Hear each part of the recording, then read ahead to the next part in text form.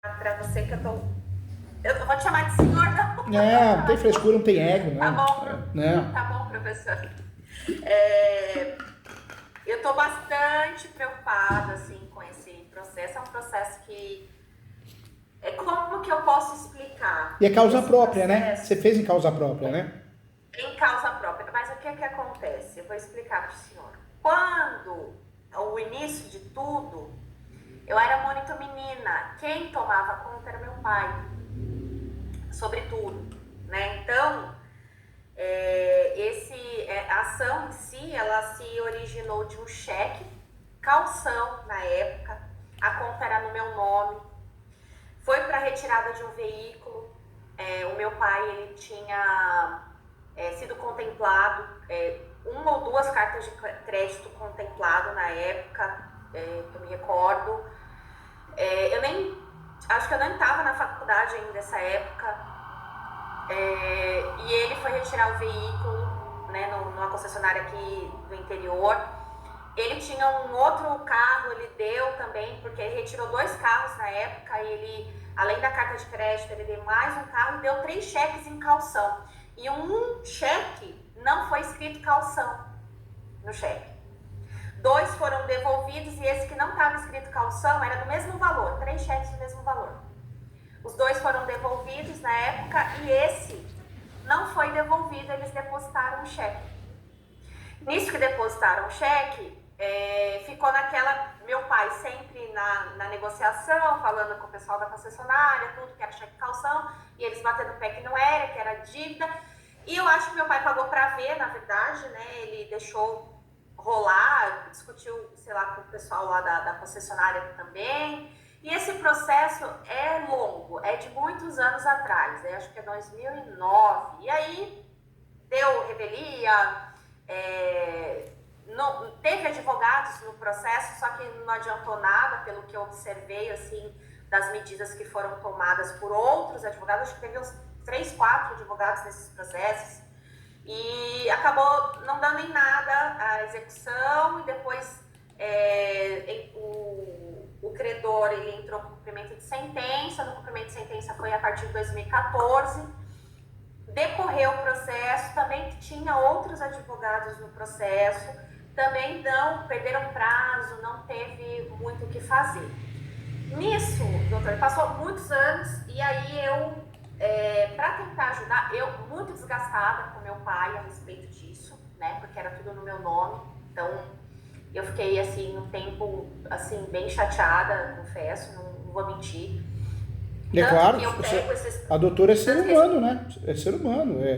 A família, pode ser pai, pode ser mãe, pode ser irmão, pode ser filho. Coloca a gente numa furada, numa enrascada, a gente tem um direito também, né? Exatamente. Eu fiquei assim, eu confesso que até hoje assim, eu assumi isso para tentar remediar já eu sei que já está muito avançado. Eu sei que eu cheguei a comentar com meu pai que já era um processo, já que já não tinha muito o que ser feito, né? Até o ponto que chegou.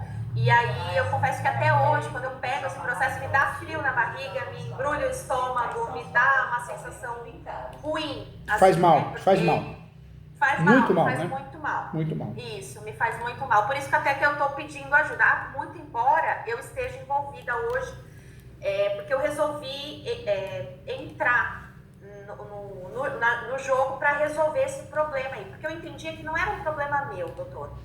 Sabe? E meu pai E é sempre pior, falava, né? É pior.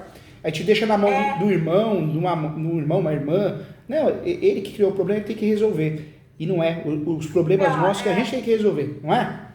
infelizmente, que não seja... Ó, nunca vi a cor desse carro, né? Nunca...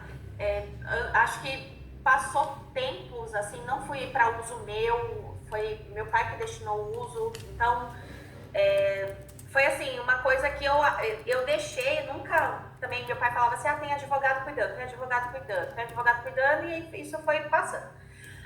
Eu entrei no processo para tentar resolver, doutor, quando o bem foi arrematado. Quando foi arrematado, meu pai ficou até acompanhando lá o leilão, na segunda, o último leilão que teve. Primeira praça não tinha tido arrematação. teve arrematação na segunda praça, nos últimos minutos ele estava acompanhando, diz ele que ele estava falando com outro advogado, né, e o advogado falou para ele que não era para ele dar lance, porque eu até comentei com ele, você poderia até ter dado um lance, você mesmo, para não deixar chegar nesse nível, né, e ele falou, mas o advogado falou que não precisava, que não ia dar em nada. E ele, nos últimos minutos do segundo tempo lá, da segunda praça, teve a arrematação da fração ideal do imóvel que eu tenho em copropriedade com meus 2 irmãos e uma prima, né? E aí eu entrei, nisso que eu entrei, eu cheguei a falar com outro advogado, ele falou, eu tô em acordo com o credor, que não sei o quê. Nós chegamos a firmar o acordo com o credor. Chegou a fazer acordo? Fiz acordo e eu quitei o acordo. Tem um acordo quitado com o credor desse processo da arrematação. É aí que entra meu ponto de interrogação, porque eu não sei para onde ir, o que fazer. Eu sei que agora tem que fazer a anulatória, né? E eu queria argumentar de alguma forma de que esse acordo já foi pago. E eu fiz até algumas perguntas assim para tentar esclarecer, para tentar ver por que caminho vai ser menos gravoso, né? Para tentar reaver o bem. O que aconteceu? Quando foi firmado esse acordo com o credor, ainda tinha prazo para impugnar a arrematação. Só que foi firmado o acordo, o credor peticionou o acordo pedindo a homologação e a suspensão do processo. O advogado falava assim para mim, eu não tenho conhecimento, professor Júlio, sobre a matéria. Estou tendo agora porque eu estudei um pouco a respeito. O advogado falava assim para mim, não tem como o juiz não dar, não tem como o juiz não dar, não tem como, ele vai dar a suspensão, que não sei o quê. E eu fiquei meio com a pulga atrás da orelha porque eu sabia que tinha prazo para impugnar a arrematação. E eu falei, será que não vai precisar impugnar? Ele falou, não, porque a gente já firmou o acordo. Realmente o credor já tinha peticionado sobre o acordo no processo, e aí o auto de arrematação não tinha sido ainda assinado pelo juiz. Que absurdo. Eu tenho a foto do auto de arrematação, porque era processo físico, eu fui tirar foto do processo, ele não tinha sido assinado ainda pelo juiz. No dia que o juiz entrou em despacho para o juiz, ele assinou o acordo e não assinou o auto de arrematação e não homologou o acordo, porque o arrematante também peticionou falando que não concordava com o acordo feito entre o devedor e a credora, né? E aí foi por água abaixo, porque aí não homologou o acordo, perdemos o prazo da impugnação. Eu ainda tentei assim, com medida assim de sei lá, tentar me socorrer de alguma forma. Impugnei a homologação, que eu sabia que não ia ser reconhecida, mas eu peticionei, porque já demonstrando vários vícios do leilão e tal, não sei o que, foi onde o juiz falou, não, você vai ter que entrar com anulatório, com anulação, ação autônoma.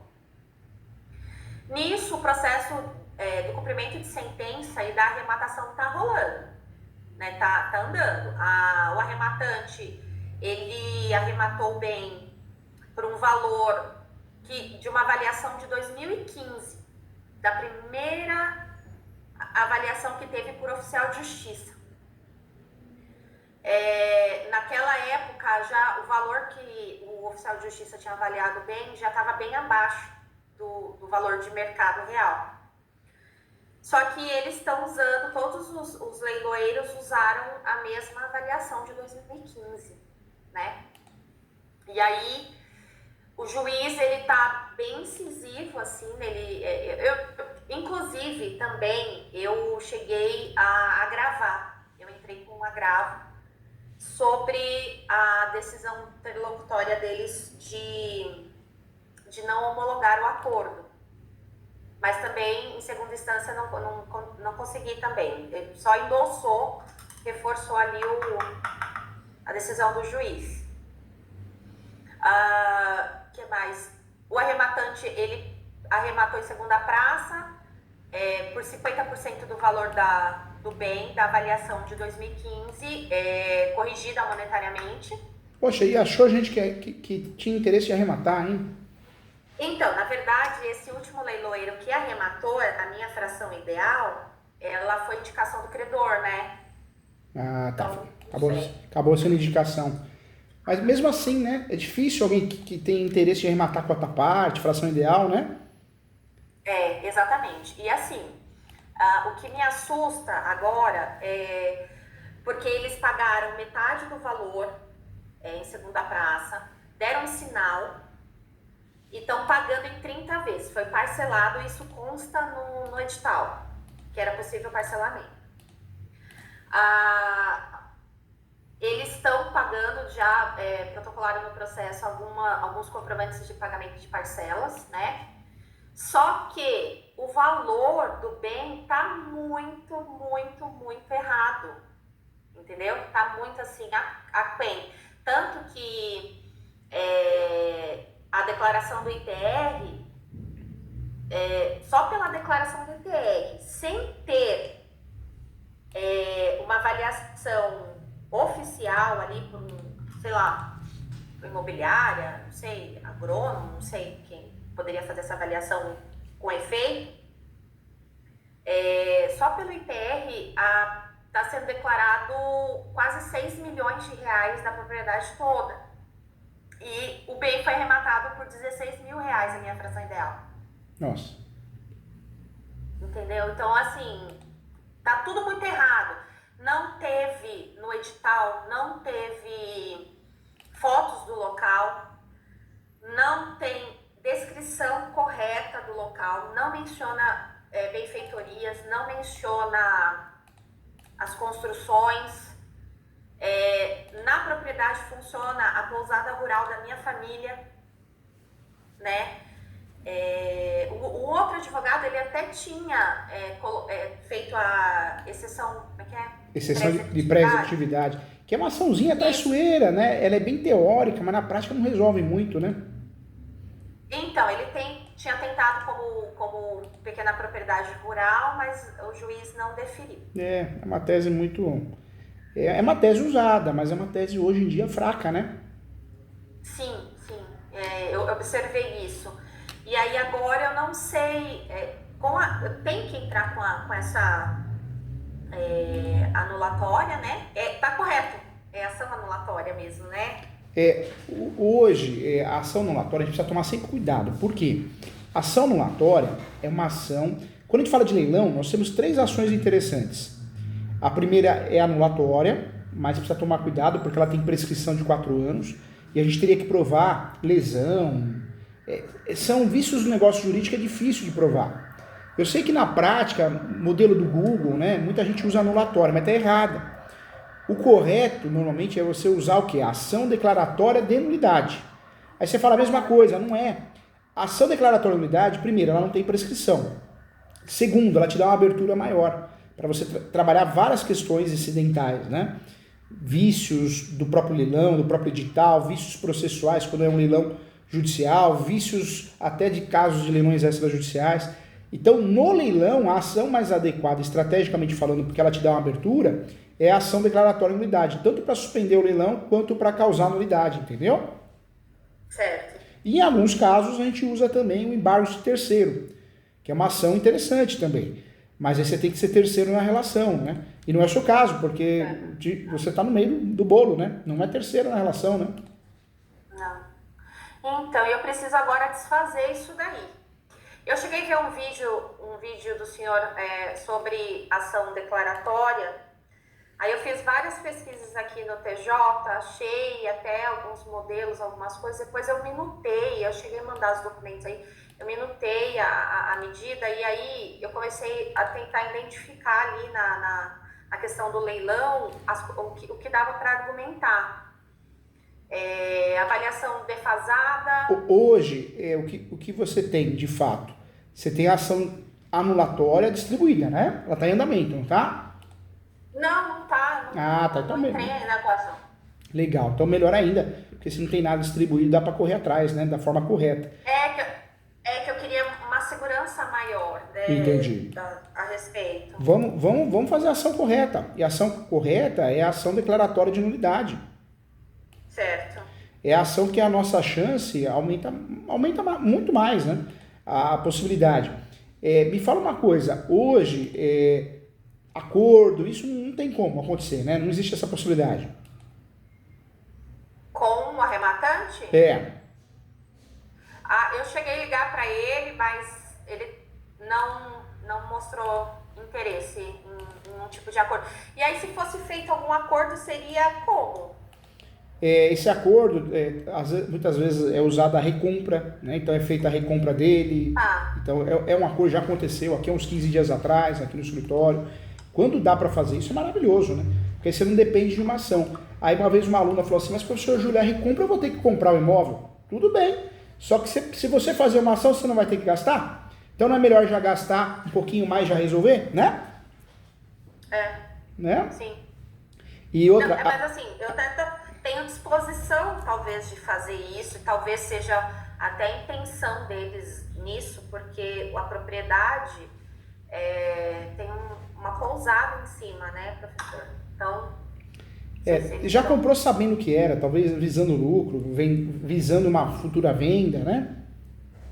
Então, acontece que assim, a propriedade no todo, ela tem os meus irmãos, 2 irmãos e mais uma prima. Além da pousada da minha família, tem a parte da minha prima, que também é uma outra pousadinha, e tem pesqueiro, tudo dentro ali da propriedade rural. São 3,7 hectares. E, tecnicamente, a minha família mora lá, os meus tios moram lá, os meus irmãos moram, eu tô morando basicamente lá, né? Porque eu tô trabalhando com eles, e tem uma parte nua ainda na propriedade, só a parte nua tá avaliado só pelo ITR, ali, da declaração do ITR, 1.100.000, mais ou menos. E aí ainda é uma parte, a área protegida,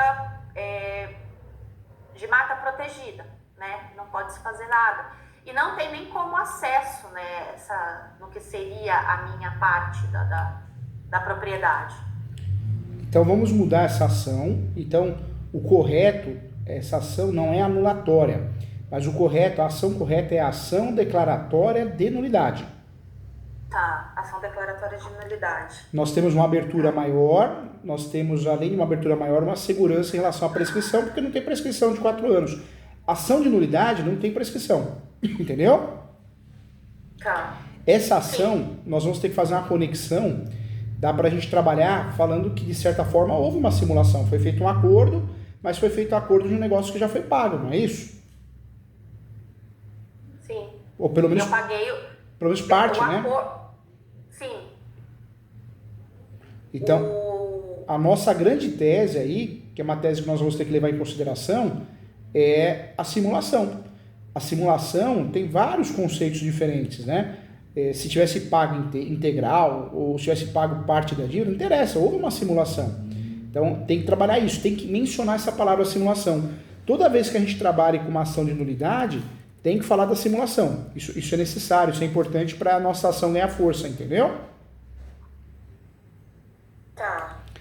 Então, a hora que a doutora for fazer essa ação, abre, né, dentro dos fatos, dá a simulação, cria um tópico separado, né?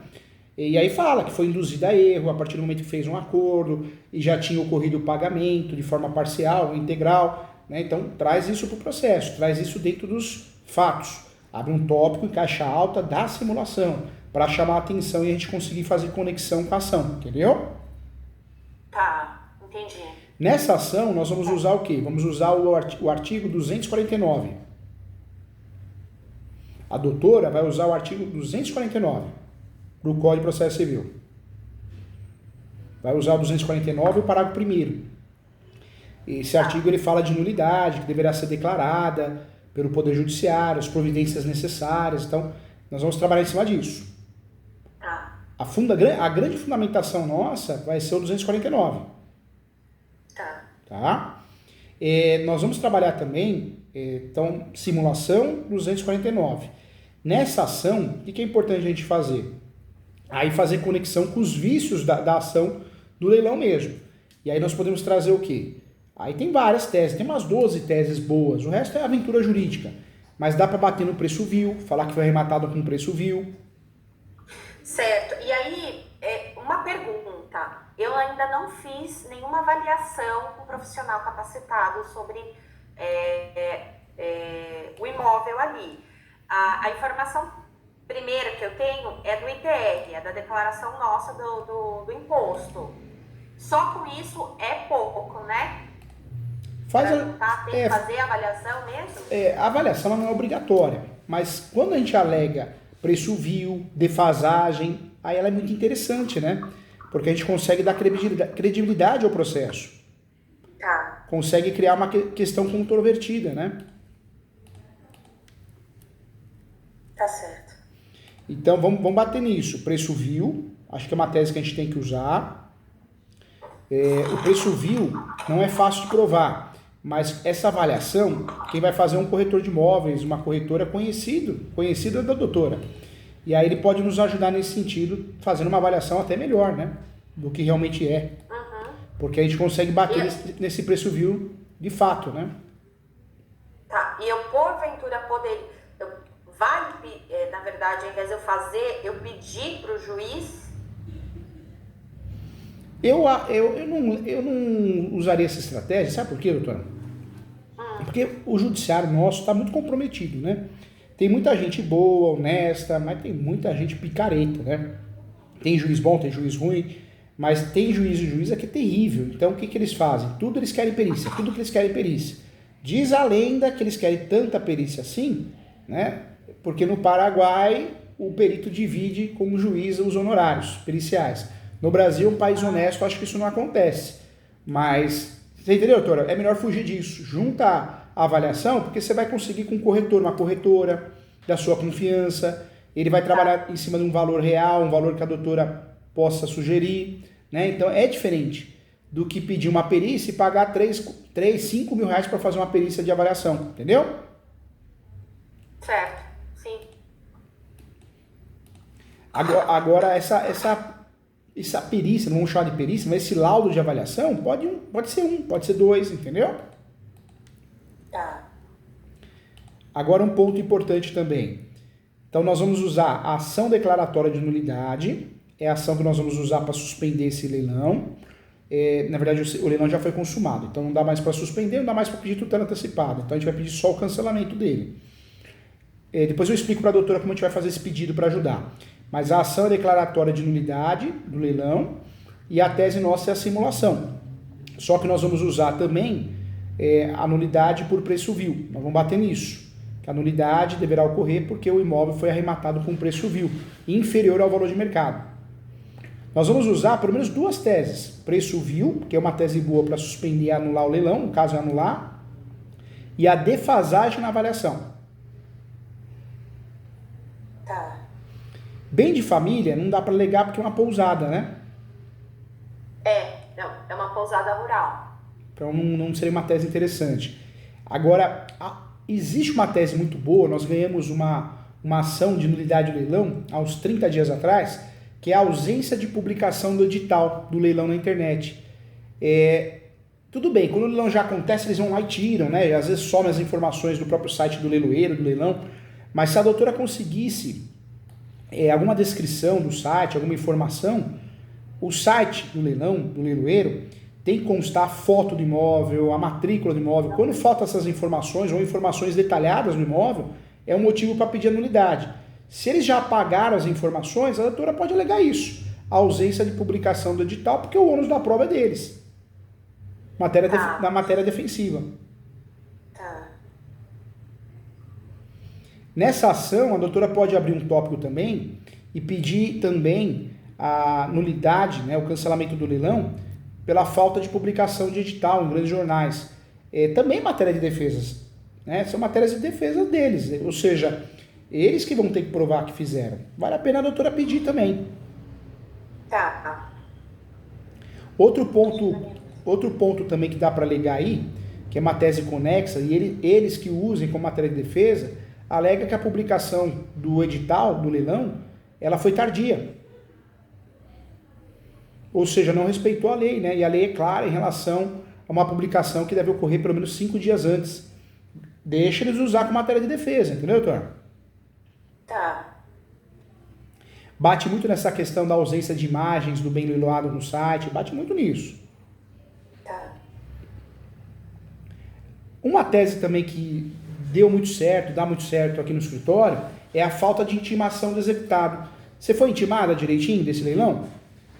Por correio, eu vi ali tem uma intimação que foi por correio, eles colocaram a telegrama, colocaram aquela informação do correio, tipo, de que entregaram o objeto, aquela informação lá do código de rastreio ali do correio.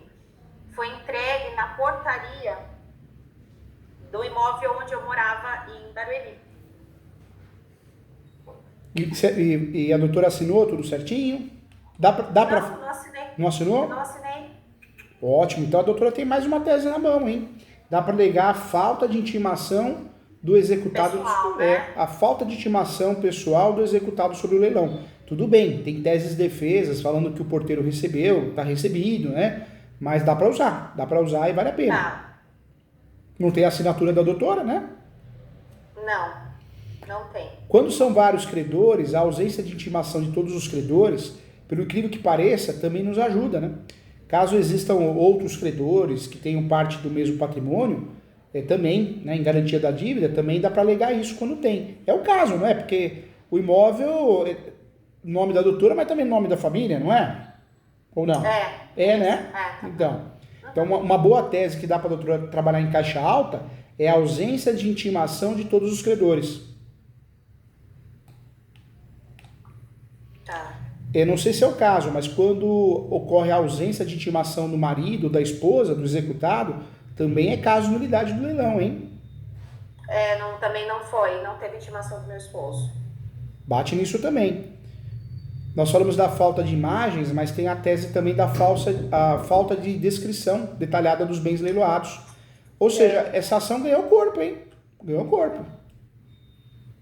Tudo bem que tem muita coisa que eles podem alegar em matéria de defesa, mas até aí é obrigação deles, não é nossa, né? Tá, sim.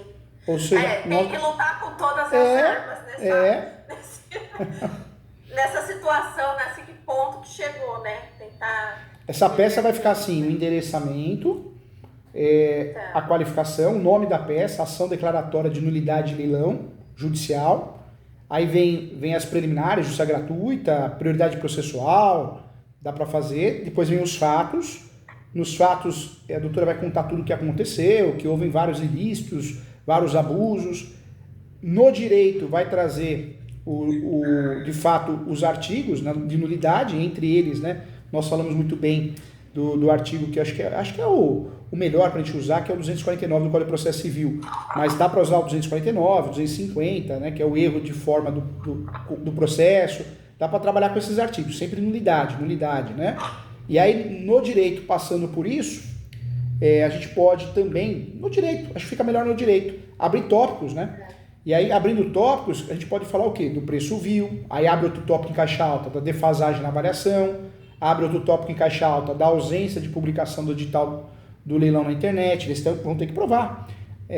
Abre outro da falta de publicação de edital em jornais de circulação, da publicação tardia do edital, da ausência de imagens do bem leiloado no site do leiloeiro, da ausência do pagamento do lance do arrematante ou fiador, porque até então ele arrematou e já passou para o nome dele, mas a gente não tem essa prova que foi feito o pagamento logo após. Deixa o leilão se esforçar, mostrar a falta de intimação do executado sobre o leilão. Tudo bem, já sabe que eles vão usar aquela tese que o porteiro foi citado, intimado, está citado, mas deixa eles usar. Vamos dar trabalho para eles, né?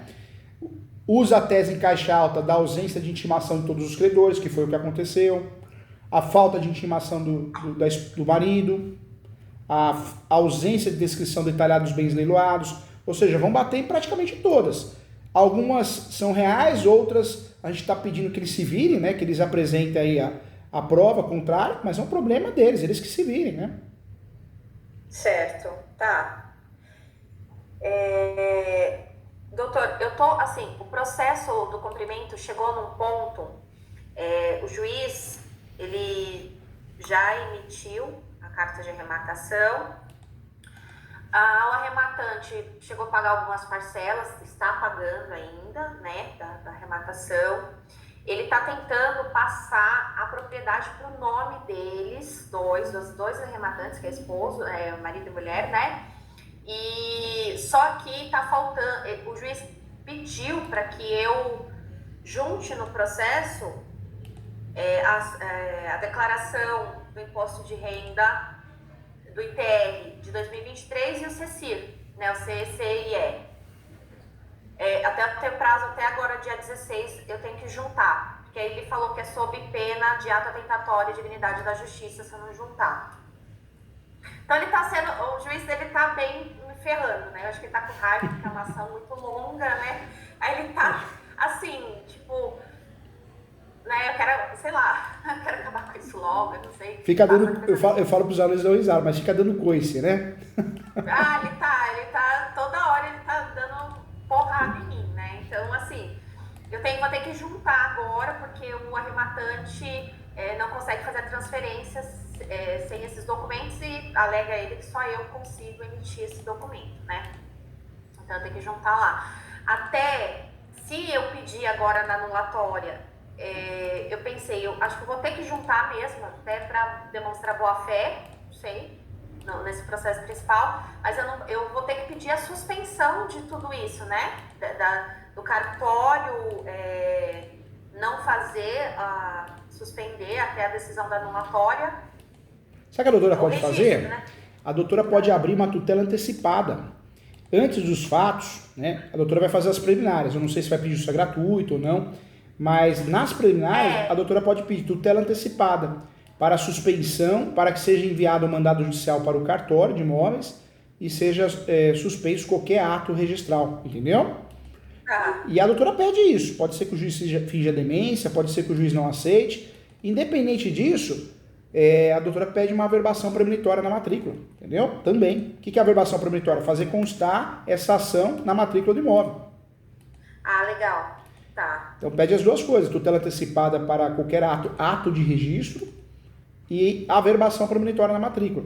E por outro lado, nada impede da doutora fazer um requerimento ao cartório, chama requerimento impeditivo de registro, né? Pode ser físico, pode ser digital. O cartório não gosta muito, mas faz. Informando, não pode o cartório registrar, uma vez que está em litígio, caso ocorra isso, o cartório assume a responsabilidade, aí tem discussão, né? Se assumir a responsabilidade, em regra não, mas é importante deixar ali a sementinha, né? Tá bom. Assim, será que com essa ação, eu não sei, eu tô com uma pontinha de esperança do arrematante desistir do leilão? Porque na anulatória ele vai ter que se manifestar, né? Vai ter que se manifestar. É oportuno para ele fazer... ele pode se habilitar como terceiro interessado, o juiz pode pedir a citação dele, né? Mas o juiz só vai pedir a citação dele se de fato constar na matrícula o nome dele. Então, se ele conseguir pegar e registrar a carta de arrematação, aí legal, o juiz vai pedir. O juíza, se não, não vai pedir não. Então ainda tem chance de não citar, tem chance, né? Porque tem chance. Ele não está com o registro ainda não foi passado para o nome deles. E outra coisa, nada impede da doutora também, se realmente, né, a doutora fizer a ação, distribuir a ação e perceber que ele já registrou, ele conseguiu registrar, aí a estratégia muda. Aí vale a pena puxar nas preliminares um pedido de audiência de conciliação e colocar ele no polo da ação e pedir a citação dele, porque aí valeria a pena, entendeu?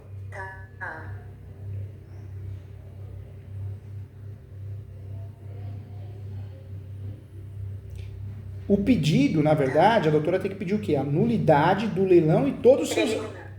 a nulidade do leilão e todos os seus atos. Tá.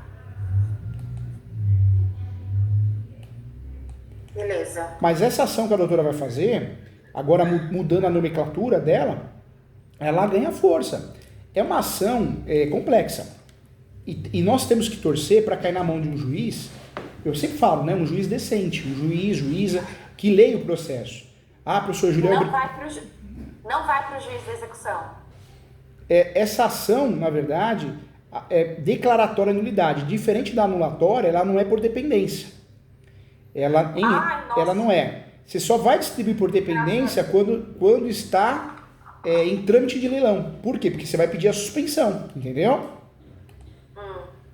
Então a declaratória não é por dependência. Não é. Que é uma ação autônoma mesmo. É uma ação autônoma onde... 93, não. É uma ação autônoma onde você quer o quê? A declaração do Poder Judiciário da nulidade daquele leilão. Entendeu? As teses da doutora são muito boas, hein? Tem a outra tese que deu certo no escritório aqui, que a gente conseguiu uma hipótese de cancelamento de arrematação de leilão, foi o não pagamento do valor do arrematante. A gente descobriu que o arrematante pagou com atraso de 5 dias. Também a gente ganhou, mas não é o caso, né? A doutora bate muito no descumprimento e omissão do edital. Bate muito nisso. Descumprimento de procedimentos legais obrigatórios, preço vil, entendeu? Sim. Agora, doutor, por exemplo, a questão do preço vil. O imóvel, a minha fração ideal, ela foi arrematada por 5% do valor da declaração do imposto, assim, tendo como base a declaração do ITR. Só por isso o juiz já deveria fazer o leilão, porque como que pode... Também é um motivo bom aí para alegar, é um motivo interessante.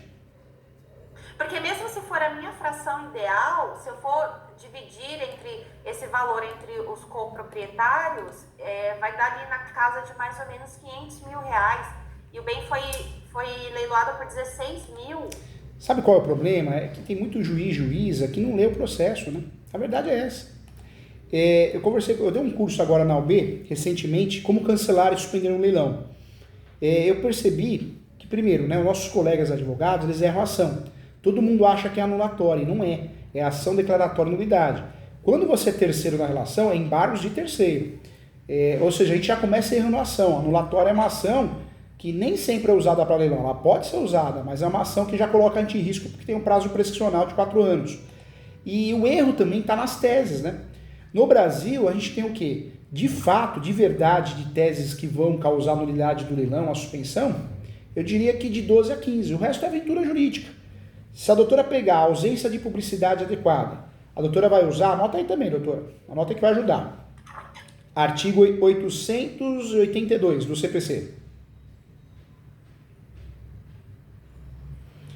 A doutora, nós falamos aqui da falta de intimação dos interessados.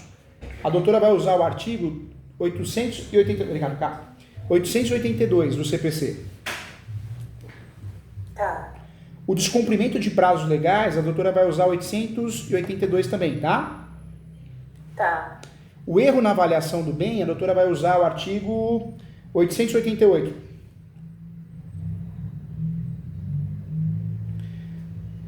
Os vícios da arrematação é o 903. Nota aí também, 903. Tudo do Código de Processo Civil, tá? Anota aí também, doutora, inobservância dos requisitos legais, também ajuda muito. 882, parágrafo 1º do CPC.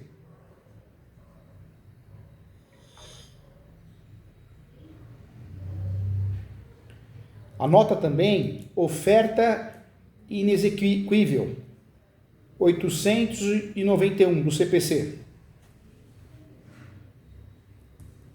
891? Isso, 891.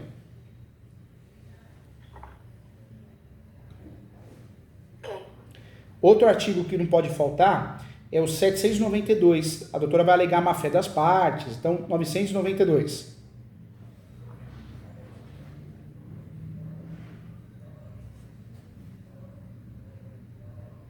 Certo. Alega também, para cancelar esse leilão, a existência de recursos pendentes. Aí a doutora usa o quê? O 792.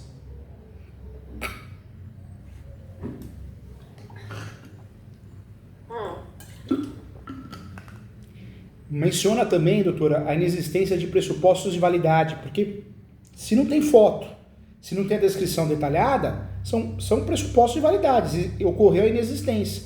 Usa o artigo 489 do CPC.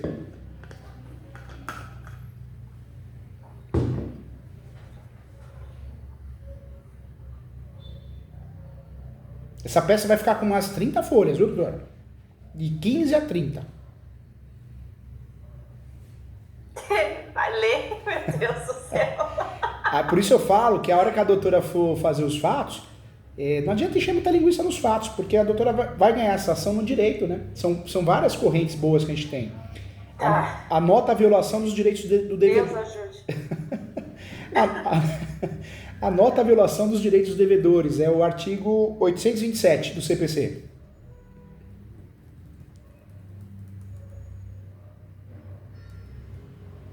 R$ 827? Isso, violação dos direitos dos devedores. Respira. Meu Deus. Respira, tô aqui. Tem uma pós de leilão que eu coordeno lá no Portal Ex. A hora que a doutora Nossa, tô quase. Acho que eu vou me matricular, pelo amor de Deus. A hora que a doutora tiver um tempinho, vai lá, www.portal.esu. Ou digita no Google, Portal ESU, Escola Superior Universitária, ESU, né? E tem a pós, acho que é a única pós no Brasil de leilões. Show de bola. Acho que eu vou me matricular nessa pós. Também anota aí, o 827 eu já falei, né? Acho que vale a pena o 881. O 888 eu já falei.